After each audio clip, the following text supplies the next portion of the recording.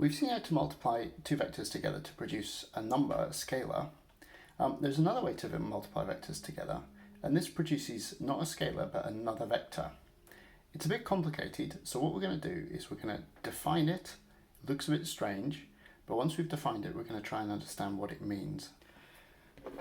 So we start by writing out the definition for the cross product of two vectors. So we define it as follows.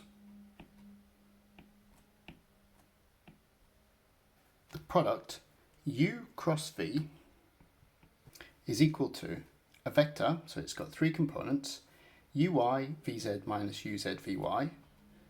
Second, the y component is uz vx minus ux vz, so there's no y component goes into it. And the z component is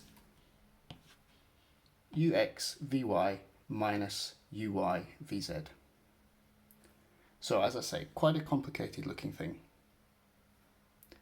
Note also that it's defined in 3D. We don't have a two-dimensional definition, and in fact the cross product only exists in 3 dimensions. Let's first note a few things about it. One is that it's a product which is antisymmetric, which means that if I multiply u times cross v and compare that with v cross u, I don't get the same thing like I do with the dot product or with multiplying numbers, for example. I get the negative of the same thing. So if I swap v and u, I get v cross u, and that's equal to minus u cross v.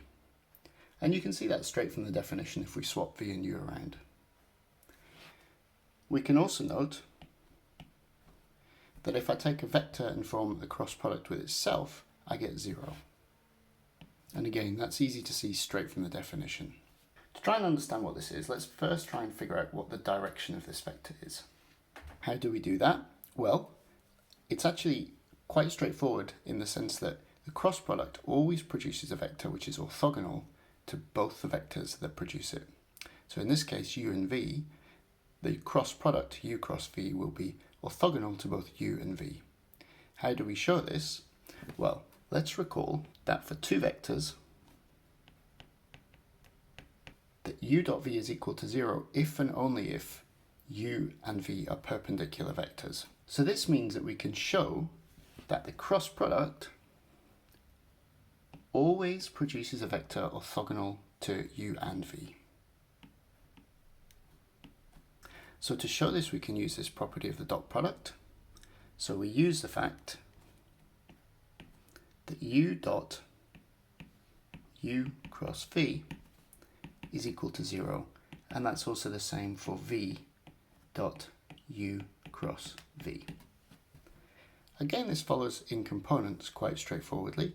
It's just a matter of multiplying out everything out. Let's have a go at that just for practice. So let's take u dot u cross v. Now that's equal to ux times the x component of u cross v, which is u y v z minus u z v y,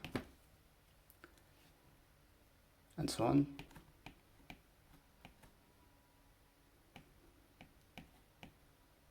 And we see there's a cancellation term by term. So this term cancels with this term. The uz times vy term times ux cancels with this term. Uy uz vx cancels with this term, and so on. And we're left with this is just equal to 0. So in fact, let's just draw a diagram of what the cross product looks like. If I take two vectors u and v, we can think of the two vectors u and v forming a plane, and u cross v is perpendicular to that plane. So u cross v will be some vector that points perpendicular to both of them. And in fact, we know that u cross v is equal to minus v cross u. Minus a vector is a vector that has the same length pointing in opposite direction. So this is a basic geometry of u cross v. And in order to determine the direction, whether it's up or down, we use a right-hand rule. So you take your right hand, curl it around from pointing from u to v, and your thumb sticks up the same direction as u cross v. So now we've figured out what the length of u cross v is, what is its magnitude? Well, to determine the magnitude, what we're going to do is calculate the magnitude squared and try and simplify it and see what it looks like. So let me use the definition of the cross product and multiply this out.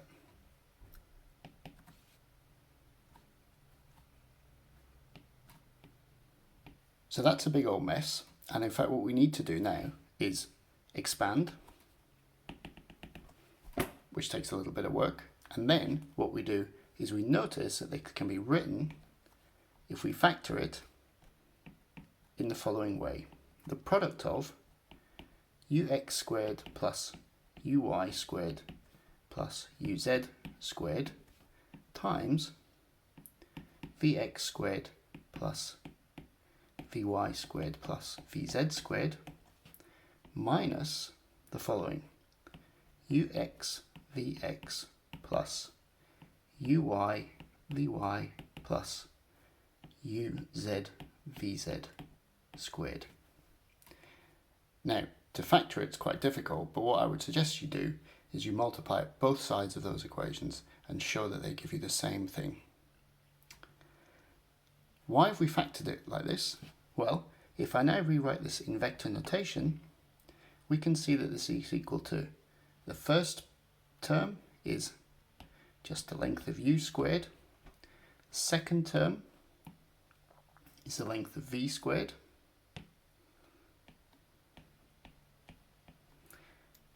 and this final product is the dot product of u and v.